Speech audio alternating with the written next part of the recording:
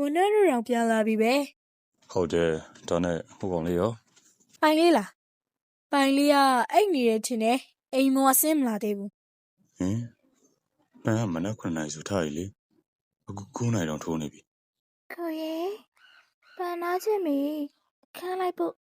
ဟုတ်ပါပြီဒါဆိုအနီဝါတော့ပို့လာအောင်မနော် အေးပါ ဆွေပန်းကိုအခန်းထဲသို့ထားပြီးတော့အတခါ ခဏနော်ပြန်လာခဲ့မယ်ပန်း ဟာကိုကိုထို့တို့ဖြင့်ပိုင်တုကအခန်းရှိသို့ရောက်လာသည် ဝင်လာခဲ့မယ်နော်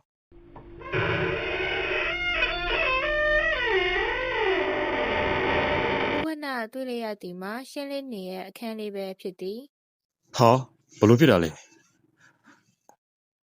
ဟာကွာ အိမ်ရောက်ထက်သို့ပြေးဆင်သွားသည် ဟေးဟိုကောင်လေးရှန်ဆောင်နေလာကြစမ်း ဗျာကိုလေး